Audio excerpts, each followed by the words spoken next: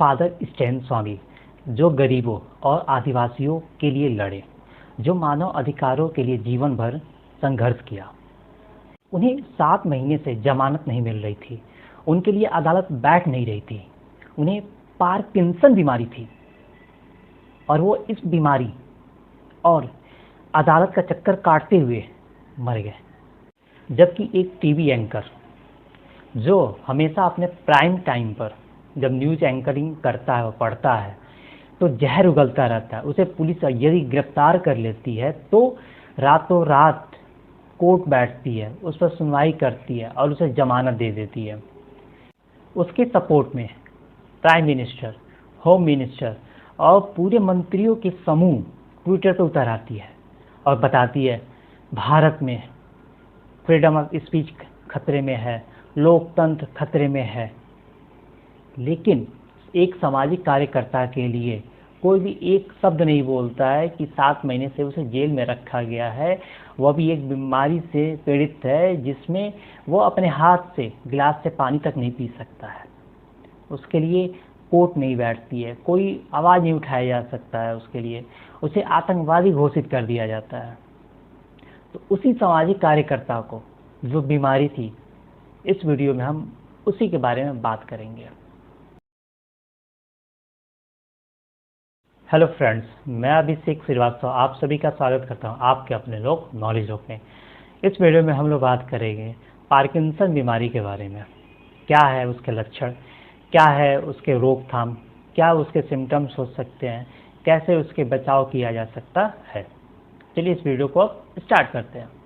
Parkinson बीमारी महिलाओं की तुलना में पुरुषों में 1.5 गुना ज़्यादा संभावना होती है होने की।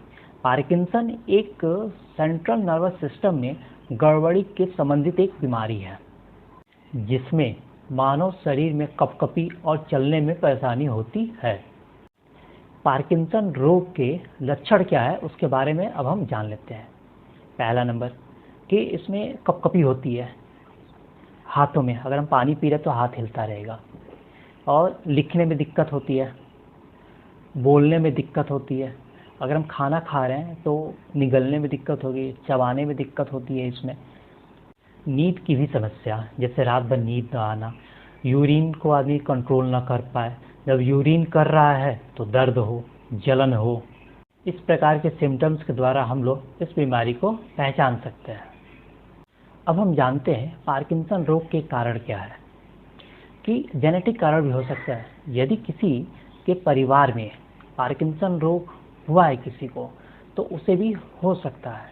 यदि सर में चोट लग गया हो, दिमाग की कोई नस दब गई हो, तो ये बीमारी होने की प्रबल संभावना है।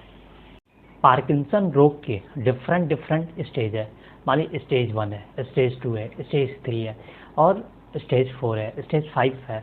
अगर हम किसी भी स्टेज में हैं और हमें पहले पता चल जाती है इस बीमारी के बारे में, तो कुछ हद तक कंट्रोल किया जा सकता है। स्टेज 1, जब इस बीमारी के लक्षण नज़र नहीं आते हैं तो इस बीमारी को पहचानना मुश्किल हो जाता है। स्टेज 2 में हमें कपकपी हाथों में हो, तो उंगलियों में हो, तो हमें इस बीमारी के बारे में पता चलता है कि हाँ, पार्किंसन बीमारी हो रही है।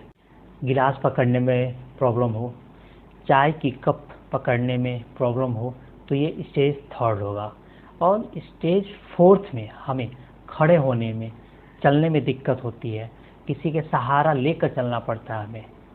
और स्टेज 5 या कहें आप फाइनल स्टेज, जिसमें हमारा मानसिक स्थिति बिगड़ जाती है, हमारा याददाश्त कमज़ोर होने लगता है, हम चीज़ों को भूलने लगते हैं, तो ये स्टेज 5 होगा। पार्किंसन रोग के पहचान कैसे की जा सकती है, अब हम इसके बारे में जानते हैं। पहला नंबर है सीटी स्कैन द्वारा। डॉक्टर सीटी स्कैन करके शरीर के अंदरूनी भाग का इमेज निकालकर इस बीमारी के बारे में पता लगाता है। दूसरा नंबर है एमआरआई द्वारा।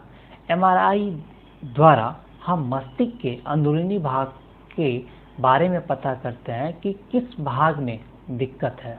प्रेजेंट टाइम में डोपामाइन ट्रांसपोर्टर टेस्ट बहुत किया जा रहा है, लेकिन इस विधि द्वारा हम सटीक पार्किंसन रोग के बारे में जानकारी नहीं प्राप्त कर सकते हैं। अब हम देखते हैं आगे पार्किंसन रोग का इलाज क्या है। पहला नंबर है जीवन शैली में बदलाव। यदि हमें पार्किंसन रोग हो गया है तो हमें संतुलित भोजन करना चाहिए, हमें नियमित एक्सरसाइज करनी चाहिए और दवाई लेना, डॉक्टर जो भी दवाई दे रहा है उसे टाइम पर लेना चाहिए। और थेरेपी द्वारा भी इस बीमारी का इलाज किया जा सकता है। थेरेपी द्वारा हम दिमाग की नसों को आराम देते हैं और जो बंद पड़ी नसें हैं उसको खोला जा सकता है, जिसके द्वारा रक्त का संचार आसानी से हो सके। पार्किंसन रोग का रोकथाम कैसे करें, अब हम आगे देखते हैं। हरी सब्जियों का सेवन। हमें पता है कि खान पान का सीधा असर हमारी सेहत पर पड़ता है। ग्रीन टी पीना चाहिए हमें। एक्सरसाइज डेली करना चाहिए। जो आदमी डेली एक्सरसाइज करता है उसको बहुत ही कम चांस है कि यह बीमारी उसे होगा। इस वीडियो में बस इतना ही। अगर आपको ये वीडियो पसंद आई हो, लाइक करें, अपने दोस्तों यार के बीच शेयर करें और बताइए, पहली बार अगर इस लोक में आए तो सब्सक्राइब जरूर करें।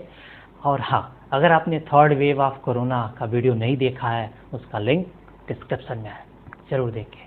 धन्यवाद, नमस्कार।